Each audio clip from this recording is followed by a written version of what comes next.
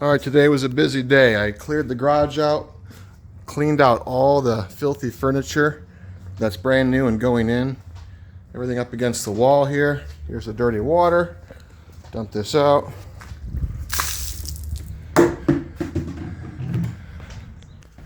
Here's that nice furniture. There's the bed I wiped down. It was in a lady's garage forever. Got a $4,000 bedroom suite for 300 bucks. All right. Got all my risers labeled. These are going to go on after the steps. Need to get the right glue for that. There's my risers. They're all labeled. As you can tell, this room had some gaps along the wall, so I decided to purchase more poplar boards. I bought 5 of these 12-footers, sanded them and painted them today. That always takes time and it's not real fun. But it's nice putting the paint on, getting a nice coverage. I'm ready to trim out the room. I touched up the nail holes today. There's the nail gun. This piece here, this shoe, is a nice stain that's going to go over this gap here. See that? That's going to run all the way down. That's a great piece. They're $18 piece. Don't buy too many of those. Got some of these already cut, some of this corner round already cut. It's not glued yet. You can glue the joints first and then you nail in the boards because the joint is the most important part of the presentation. So they're not glued, they're not done yet. I'm just, I hate cutting in here, but it's too much work to go downstairs to cut. So we try to keep it clean. Got to go get the glue for the steps today. That's a special glue to put down underneath there. And the risers go here. Also got some special pieces here. Here's some outside corner. That's going to finish off the stairs job where you can't really do much. So just some finishing pieces here. And I didn't mention I had to relay about 1/3 of this room because there were some bad joints and I just didn't want to leave it that way. I decided to relay it. That was a lot of work. But this is the first room I did, so gotta be patient with myself. All right, so tomorrow we're gonna get this stairs done. All these treads go up, all the risers go in, and then I'm gonna get some epoxy and do the caps. The caps have to be nice. The caps, right here, these guys here. These caps, so they're all labeled, cut, ready to go. As you can tell, I got some ramps here to change some oil in the van. That van needs an oil change. And since everything's still here, I cleared out the garage to make that ready. You can see I'm a dandelion farmer. We just cut Saturday. It's a mile high. Got to go get gas and cut the yard today. Grab something to eat. Look at this. It's really not going to be that bad once the renovation's done. Once that's done, we're going to be advertising and taking rent, signing contracts. This will be a business. Hopefully it will pay almost all of our bills after costs and taxes and so on. So, yep, busy day today. Tomorrow's Friday, so oil change, stairs, risers, caps, finishing the base trim, hopefully get that all installed. So it takes a long time if you can't work all the time and you have to raise kids, go to baseball games and church. You know, we've been busy, haven't taken a lot of time to do videos, but there used to be a tree here, a coat tree, cabinet bench thing, and Carmen got that sold. She's gotten some other odds and ends sold to put money back in her pocket, free up space. So Carmen's done great work painting, selling items, purchasing items, getting hot leads on furniture, which, you know, I can't do all that stuff. She sends me a hot lead, we fly out and pick it up. You know, like on Sunday, we picked up this dresser a minute before somebody else. It was like, that's a $800-900 hardwood dresser. We got it for like 50 bucks. How do you do that? All right, time to go get gas, cut the lawn, and get home to the family. Gotta be honest, as much as I miss my truck, this van is incredible. We took all the seats out. Now it's the greatest work truck ever. Gotten sofas and dressers in here, headboards. You know, I can throw a ton of trim in here and it's not flopping around like a pickup truck. Just incredible work truck. So I'm gonna take good care of this van. Make sure it's ready for Carmen on our trip in June. And yeah, look at my broken sunglasses. I don't buy nice ones. My eyebrow is raised forever. Alright, so today we got a spring musical, spring concert. As you can see, our little 6-year-old is wiped out. He got up at 6 o'clock, spent half the day in the car, all the day in the classroom, and now he's back in the car to rush off to Auburn, Indiana to meet the demands of the public school system. Hattie's, you know, a little older. She's got her eyelids barely open. She's got a softball game at 7:30. She's exceptionally talented at sports and gymnastics. I'm wide awake, and I'm 46. And unfortunately, she can't take a break and a rest. She has to go straight home from a carpool, only to get dressed and go straight back to Auburn.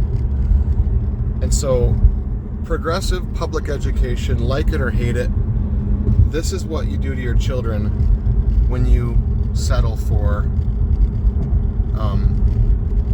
the 6-hour, 7-hour days, carpools, state vouchers. This is what child abuse looks like.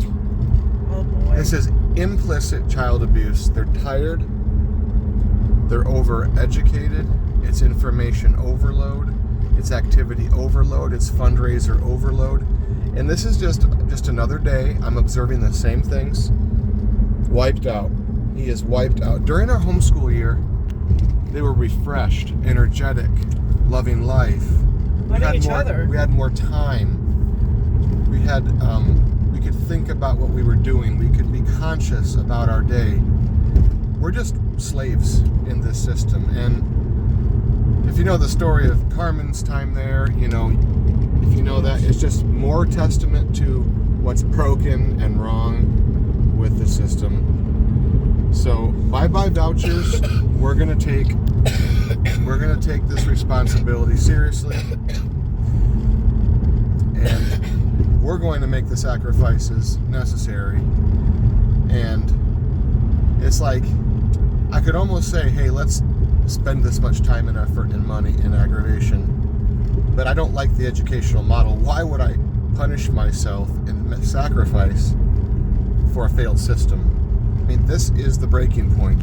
Our children are worth more. Look at his face. The kid is wiped out. He should not be drug across town. You don't need a PhD for your brains. That's why the classical model, grammar, logic, rhetoric, the old way, that's how this nation began. Classic literature, Greek mathematics, debate, writing. Not 8 hours of non-education. Yeah. You could fight. You could play. There were natural consequences. You know, referrals weren't necessary because kids got their faces smacked and their butts whooped when they stepped out of line with the adults. You know, the adults feed, shelter, educate, and sacrifice for kids. If kids are so daring to step out of line or disrespect the elders of the community, they used to be reprimanded severely, and it didn't happen twice. Now we have enslaved ourselves with text updates and discipline programs and in-school suspensions and referrals and fill in the blank, just one test after another, and our children are getting older every day, and we're just that much closer to what we think is the finish line. I'm going to enjoy my journey. I'm going to enjoy my sacrifice. I'm going to walk with them. We're going to go on field trips. They're going to have sports. It will be different than what you're used to. But this ain't working anymore. This is not what God intended for his best children. God's children deserve better than this. And it doesn't take a PhD to know that. The model's broken. At a very minimum, it works somewhat for girls. but we know it We're works. failing boys. We're failing boys. We're failing the men who are supposed to defend the nation, defend the family, protect women and children, run enterprise and business, and get up on these telephone poles and get in trenches and get inside of sewers, climb to the top of skyscrapers. Men are needed to be men. Women have a role. And in terrible times, yes, we have to call upon them to do a man's job. But if we want to turn our beautiful daughters into Rosie the Riveter once again, keep on with your state school. Keep on with your robes and accolades and all of your senseless and stupid and frivolous accomplishments, as you call them. This nation is crying out for bold America first, patriotic leadership, and classical education. It's crying out for discipline, accountability, debate, discourse. I mean, if I don't say it, the rocks will. Jesus is not happy with the church, and he's not happy with the church school. Oh, he's not. So we will lead by example, and we will not recommend the voucher program, because with the money come the shackles. No shekels, no shackles. We're going to do it the right way. We're going to find other like-minded believers to walk with and to lock arms and go through this season and plant these seeds so that one day our great-great-great-grandchildren can still enjoy the country that was forged by their long-gone ancestors. We're going to recast the mold, and we're going to do it right. It's not going to be easy, but hey, if you're going to make a sacrifice, let it be the right sacrifice. This is not it.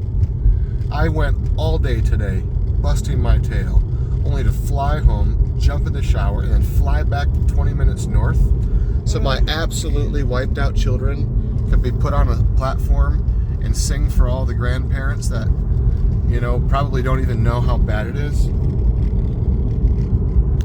If Fox News is all you know about the educational system, you really are ignorant. Same goes for the teacher union people. If the only thing you know is what you learned at your Red for Ed conference, oh, you are terribly, terribly ignorant.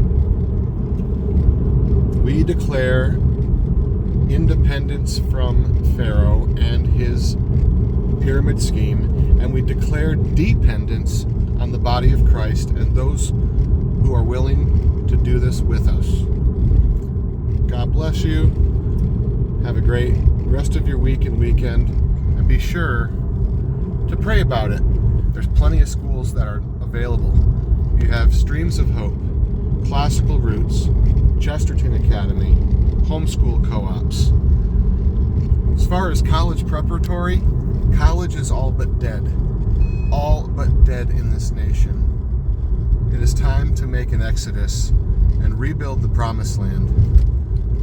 All right, we're pulling into Lakewood Park State School, and our children are going to sing at this mandatory concert. No one's gonna watch this long of your If we videos. didn't do this, they threaten the children with more homework if we don't rush them back to town to do this stuff. So